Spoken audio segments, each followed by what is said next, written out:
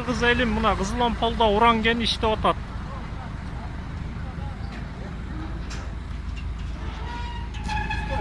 Эмне булар? Мына уран жүктөлчү бочкалар. Азыркы фурада. Стой деп атканда жана эле. Солой олай. Мына бояктар тартып эме алып кала мына. Түш бак. Тартчыма. Тарт. Полный экенби? Баш жактары пустой эле экен. Уран ушул бочкалар менен алып кетишет экен.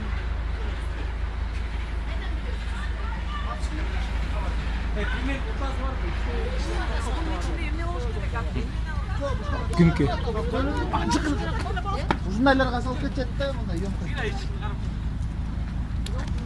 Баштан бул номерлер О, өтө кол коюлган. Машина эмнеге жүрүп атат? Машина. Прямой эфир турган. Токтотуп ат деген. Мына иштеп атат. Прямой неме.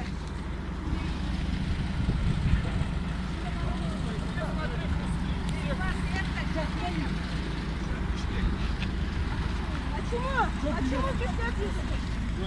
İçinde neme var ekan? Taş aralaş, su aralaş.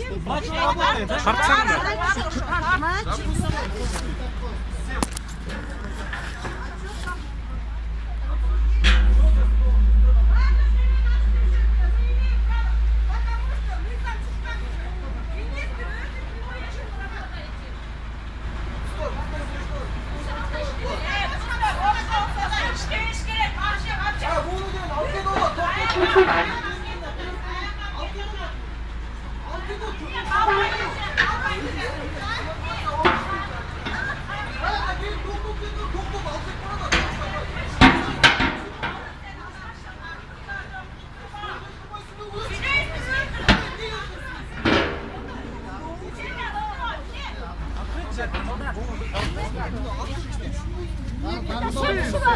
да. Да.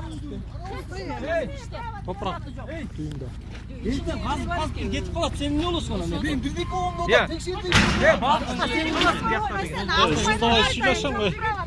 İstesen isteyiver tınç iste de elge darılma. Çok